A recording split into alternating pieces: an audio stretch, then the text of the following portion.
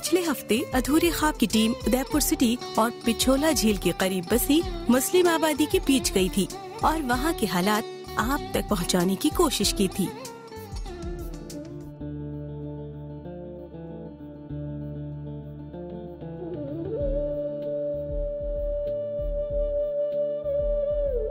आज हमारी टीम पहुंच रही है उदयपुर सिटी और फतेहसागर झील के आसपास बसे मुस्लिम इलाकों में और जानेंगी यहाँ के मुस्लिम माइनॉरिटी के हालात।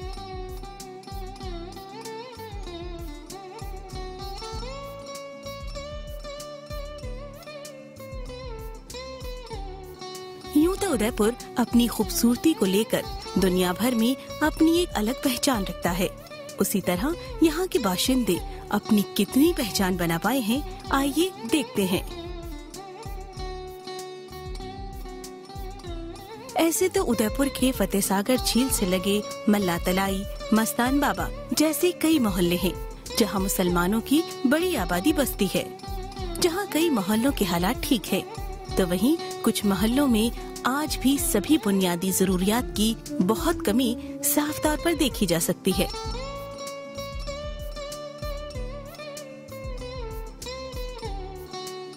नगर विकास नगर निगम जो भी स्कीम बनाती है स्वच्छ परियोजना की, ये लेट्रिन बाथरूम वगैरह की और दूसरे मकान वगैरह देने की सरकार की तरफ से फ्री स्कीम है, वो मुसलमानों को कोई नहीं पूछता। आज दिन तक आके किसी ने नहीं बताया, आज दिन तक किसी ने नहीं बताया, ना तो किसी इंस्पेक्टर ने बताया, ना किसी पार्षद ने बताया कि आपको इंदिरा आवास के अंतर्गत ये मकान बनेंगे, कि आपको कच्ची बस्ती में ये पट्टे मिलेंगे, कि आपको है सो क्या कहते ये फ़ायदे नगर निगम की तरफ से हैं, ये स्कीमें हैं, ये वो हैं कि राशन कार्ड मिल रहे हैं। 15 साल से हमारे यहाँ 20 साल से राशन कार्ड एक ही चल रहा है।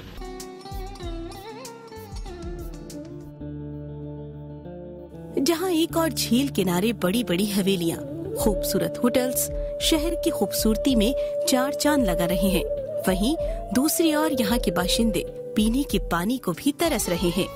जी हाँ, हम बात कर रहे हैं फतेहसागर झील किनारे गरीब नवाज कॉलोनी की, जहाँ पानी के लिए लोग आज भी परेशान हैं। पानी की बहुत प्रॉब्लम है हमें, और पानी के अंदर कीटाणु भी आ रहे हैं, वही पानी पी के हम लोग बीमार हो जाते हैं। पानी इतना गंदा आता है कि उससे बच्चे बूढ़े सब पीते हैं और बीमार होते हैं, क्योंकि इतने कीटाणु आते हैं। सफाई वाला पानी नहीं आता, बहुत गंदा पानी आता है, और कभी कभी तो मतलब यूँ समझ लो 25 से 30 मिनट तक ही पानी आता है, और वो भी इतना कम आता है कि हमें बहुत ज़्यादा पानी की समस्या हो रही है। मोहल्ले में पानी भी कम आ रहा है, करीबन 1 महीना हो गया उससे, और पानी की बहुत समस्या है। यहाँ पे सीरोज लाइन मतलब का पानी सब नल फूटे हुए हैं, ये सब लाइनें फूटी हुई है, काम चल रहा है, ना पानी का प्रेशर फूल आता है, ना कुछ, नालियाँ साफ नहीं होती है और पूरा गंदगी से भरा रहता है, और कितनी बार शिकायत करने के बाद भी मतलब कोई सुनवाई नहीं होती है। सबसे बड़ी प्रॉब्लम ये है कि हम झीलों की नगरी उदयपुर में रहते हैं, हमारे आसपास सारी मीठे पानी की झीलें मौजूद हैं, और उसके बावजूद भी हमें अंडरग्राउंड वाटर सप्लाई किया जाता है, जबकि हमें सरफेस वाटर दिया जाना चाहिए। रोडों की हालत और पानी की व्यवस्था, इससे बहुत परेशानी है। पानी कम आता है और जगह जगह से पानी फूटे हुए लीकेज रहते हैं, या किसी तरह से अनऑथराइज लोग पानी को काम में लेते हैं, वेस्टेज ज़्यादा करते हैं, पानी की बहुत समस्या रहती है। ना तो रोड है, ना पानी की भी समस्या है, पानी भी टाइम से नहीं आ रहा, नहीं है समझ में, रोड भी बिल्कुल बेकार से हो गए, समझ लो आप। MLA हो या सांसद हो, एक भी खर्चा नहीं करते हैं, ये आते ही नहीं। खर्चा करना तो क्या है, जीतने के बाद शक्ल ही नहीं दिखाते, चाहे वो कांग्रेसी हो चाहे ये भाजपा वाले हो, कोई नहीं आता है, बिल्कुल नहीं आते हैं। क्या हो रहा है, क्या नहीं हो रहा है, क्यों तकलीफ में है। आइए उदयपुर महापौर से खुद ही पूछ लेते हैं इसकी वजह। मूल रूप से जो नगर निगम का काम है सफाई का है, बिजली का और सड़क का है। पानी सप्लाई का काम नगर निगम का मूल रूप से नहीं है, परंतु हमारा सौभाग्य कहें या समय परिवर्तन की मांग देखें कि 2 महीने पहले जो हमारी राजस्थान की माननीय जलदाय मंत्री हैं किरण जी माहेश्वरी, उन्होंने हमारे सारे 55 पार्षदों को यार हमारे साथ एक बैठक रखी। पूरा जलदाय विभाग का जितना टेक्निकल स्टाफ था, चीफ इंजीनियर से लेकर JN तक, कर्मचारी उनके नीचे तक, उन सब की बैठक रही, और जो जहाँ जिन वार्डों में कमी है उन पार्षदों से सीधी समस्या वहाँ रखवाई कि बहुत जल्दी जलदाय विभाग का जो प्रमुख काम है वह नगर निगम को सौंपने वाले हैं। तो हमने भी यहाँ NITs डाल दिए हैं, टेंडर कर लिए हैं। और ये हमने जो प्राथमिकताएं रखी शहर में, मैंने मेरी सब जगह बाइट्स में कही है कि शहर में पीने के पानी की कमी कहीं नहीं होने देंगे। इन इलाकों में सफाई वगैरह के भी बहुत अच्छे हालात नहीं है। ये बात और है कि यहाँ सीवर लाइन जैसे जरूरी काम चल रहे हैं, जिससे आने वाले दिनों में काफी राहत मिल जाएगी। पर गंदगी की शिकायत है इन लोगों को।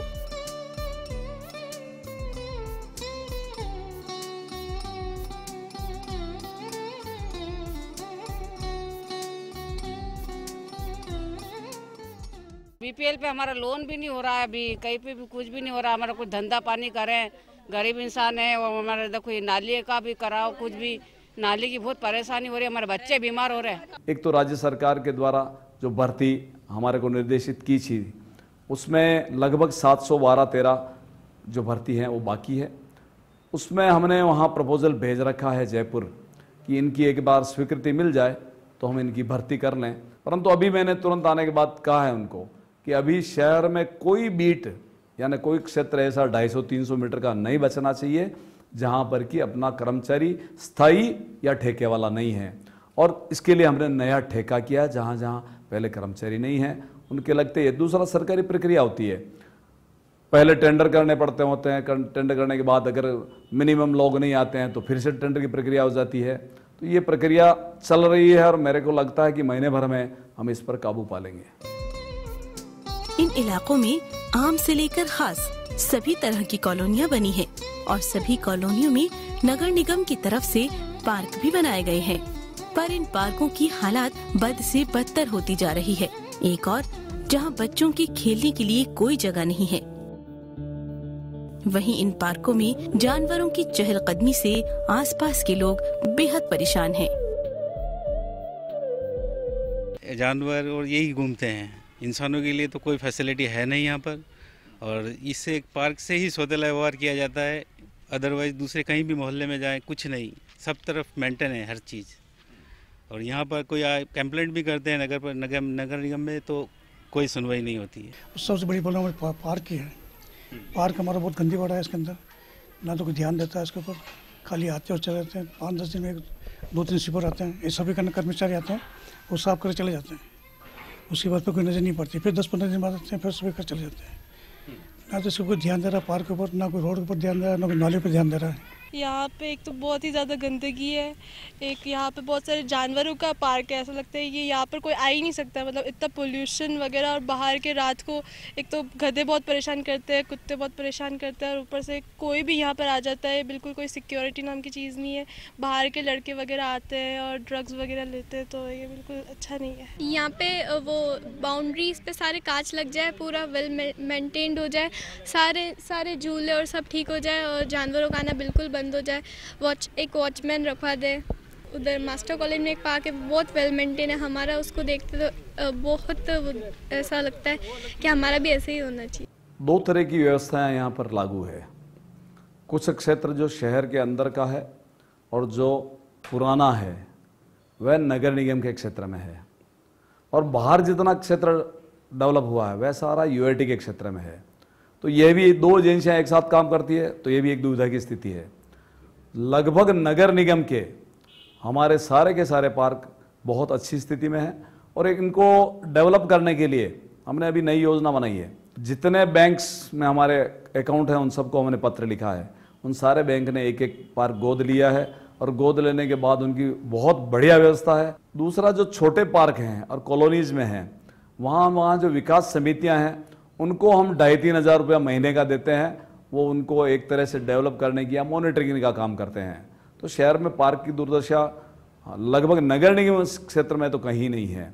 बाहर के जैसा हो शायद आपने देखा हो, और हो सकता है कि जहां हमने जिनको गोद दिया वो उनको ढंग से मेंटेन नहीं कर रहा है, तो हमने 2-3 लोगों को पत्र भी लिखे हैं कि गत वर्ष आपको ये गोद दिया था और आप इनको मेंटेन नहीं कर पा रहे हैं, तो 7 दिन के अंदर आप अगर इनको ठीक से मेंटेन करेंगे तो ठीक, नहीं तो हम उनको कैंसिल करके दूसरे को दे देंगे, या नगर निगम अपने स्तर पर उसको ठीक करेगा।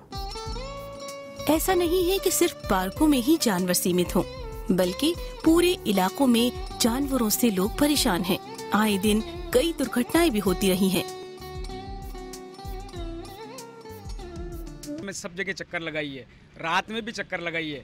गधों की इतनी बड़ी भरमार है और इतने दौड़ते हैं, रेस इतनी लगाते हैं कि अगर मान लो कोई सामने वाला स्कूटर वाला आ गया और टक्कर हो गई तो उसका जिम्मेदार कौन होगा? नगर निगम एक रत्ती भर भी इस मामले में कोई मतलब तवज्जो नहीं दे रही है, फर्स्ट बात। और गायें मोहल्ले में रात में भी बहुत घूमती है।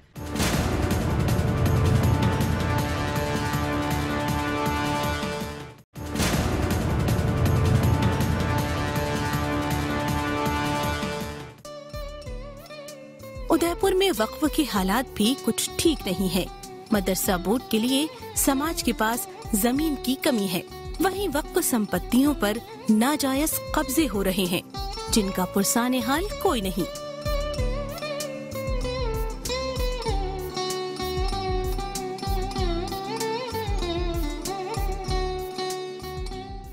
कब्रिस्तानों पे अतिक्रमण है, वक्फ जमीनें पड़ी हुई है उस पर अतिक्रमण है, मस्जिदों में अतिक्रमण है। न इन्होंने कोई नई किराया लागू करा है, आज तक इन्होंने कोई देख रेख नहीं करी। जो पुराना धर्रा चला रहा है वही आज तक वो चलता आ रहा है और वक्फ की ज़मीनें सारी बर्बादी हो जा रही है। उदयपुर की लोकल वक्फ कमेटियाँ अभी तक की रही हैं, कुछ उन लोगों का भी लैगिंग रवैया रहा है, इस वजह से आज तक ये वक्फ की प्रॉपर्टियाँ इस तरह से बंजर पड़ी हैं और इसमें अतिक्रमण होते हैं। अगर वो मजबूती से काम करते और आगे अगर भिजवाते रहते अपनी तरफ से सारा यहाँ का लेखा इन ज़मीनों का, तो शायद ये दिक्कत आज तक नहीं आती।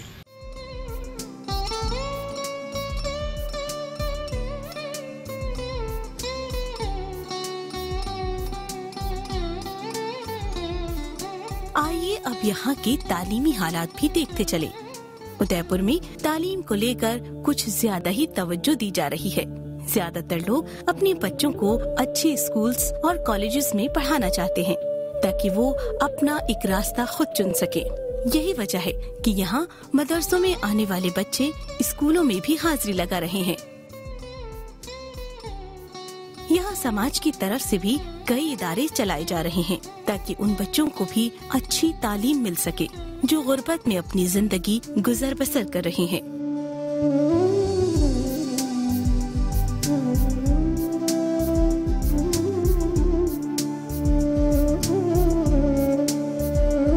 बच्चों में टैलेंट बहुत है, पढ़ना चाहते हैं, बस थोड़ा सा आर्थिक स्थिति की वजह से थोड़ा आगे नहीं बढ़ पाते। अब जैसे कि ये अभी चिश्तिया पब्लिक स्कूल एक कमेटी की तरफ से एक ट्रस्ट के हिसाब से चला रखा है, तो मोहल्ले वाले और कुछ ऐसे लोग हैं जो संपन्न हैं, वो इस तरह की इमदाद करके इस स्कूल को चला रहे हैं। गवर्नमेंट की तरफ से कोई विशेष मदद नहीं है। इस स्कूल का रिजल्ट भी अच्छा रहता है, 100% रिजल्ट रहता है। सरकार फैसिलिटी प्रोवाइड करे, मुसलमान बच्चा पढ़ना चाहता है, आगे बढ़ना चाहता है, तो अगर ये फैसिलिटी प्रोवाइड करवाएंगे तो इंशाल्लाह ज़्यादा बेहतर लोग आगे आएंगे और पढ़ाई करके अच्छे इदारों में दाखिल होंगे। अगर हमें एजुकेशन लोन और सरकार से मिलने वाली जितनी भी पॉलिसी हैं जो एजुकेशन को लेके हैं, अगर वो पूरी तरह से प्रोवाइड की जाए तो बेहतर होगा, आने वाले दौर में रिजल्ट और ज़्यादा बेहतर होगा। हम ये चाह रहे हैं कि एक भी बच्चा स्कूल नॉन स्कूल गोइंग नहीं होना चाहिए। एक बार अगर वो 8वीं क्लास तक भी पास कर लेता है, क्योंकि आजकल 8वीं क्लास को मिनिमम क्वालिफिकेशन नहीं मानी है। आपको अगर वो लेना है लाइसेंस लेना है, ड्राइविंग लाइसेंस, तो 8वीं पास होना ज़रूरी है। तो बस शर्त ही हो गई, 8वीं क्लास पास होना ज़रूरी हो गया।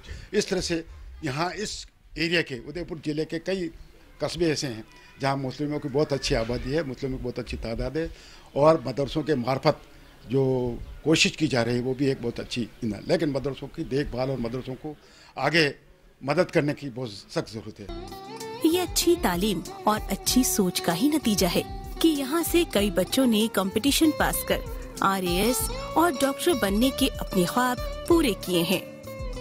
यहीं से निकले हुए बच्चे आज अच्छी पोस्टों पे हैं, जबकि ये गरीब बच्चों का स्कूल है और हायर एजुकेशन नहीं है और इंग्लिश एजुकेशन नहीं यहाँ पर, लेकिन फिर भी ये लोग डेवलप हो चुके हैं। जो प्राइवेट एजुकेशन हासिल कर सकते हैं उन लोगों ने तो की है। इंजीनियर्स भी यहाँ से निकले हैं, IG भी यहाँ से निकले हैं, गवर्नमेंट इदारों में बड़े बड़े पदों पे रहे हुए लोग भी यहाँ हैं। बट अगर यही आप एक जो कच्ची बस्ती एरिया है तो वहाँ एक बड़ा तबका रहता है, वहाँ के लोग सक्षम नहीं हैं, उनके पास पूरी तरह से फैसिलिटी नहीं है, तो वो लोग नहीं पढ़ पा रहे। तो उनकी सरकार को मदद करनी चाहिए। अगर वो BPL कानून के तहत हो या जो भी पॉलिसी सरकार ने चली उसके तहत हो, तो वो अगर सरकार पूरी तरह से प्रोवाइड कराए तो एक अच्छा मास आने वाले टाइम में मुस्लिम्स का आगे निकल के आ सकता है, क्योंकि टैलेंट बहुत है और लोग पढ़ना चाहते हैं। यहाँ से बहुत से बच्चे निकले हुए हैं, अभी कई प्राइवेट बैंकों में काम कर रहे हैं, बहुत से कोई गवर्नमेंट जॉब के अंदर भी है।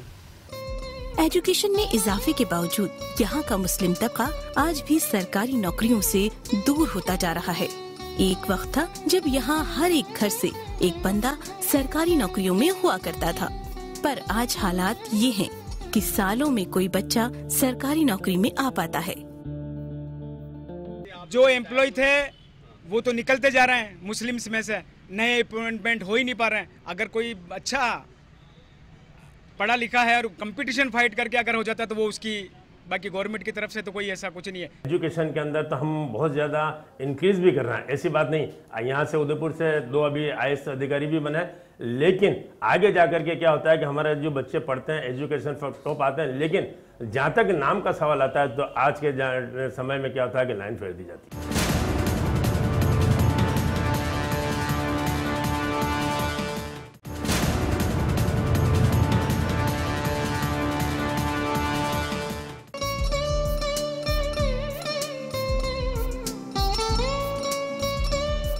यहाँ रोजगार के हालात भी कुछ ऐसे ही हैं। ज्यादातर लोग छोटी मोटी प्राइवेट नौकरियां कर रहे हैं या फिर मेहनत और मजदूरी। इन इलाकों में एक बड़ा मुस्लिम तबका ऐसा भी है जो खास किस्म की कलाकारी के काम से जुड़ा हुआ है। ये लोग पूजा में इस्तेमाल होने वाले नक्काशीदार चौकियां बनाते हैं, जिसे न सिर्फ देश बल्कि विदेशों में भी काफी पसंद किया जाता है। पर ये मुस्लिम तबका सिर्फ मजदूरी तक ही सीमित है, जबकि इसका मुनाफा गद्दियों पर बैठे सेठ कमा रहे हैं। ये लोग न सिर्फ पूजा में इस्तेमाल होने वाली चौकियां बना रहे हैं, बल्कि हिंदू मुस्लिम एकता की झलक भी दिखाई पड़ती है इनके इन खास कामों में।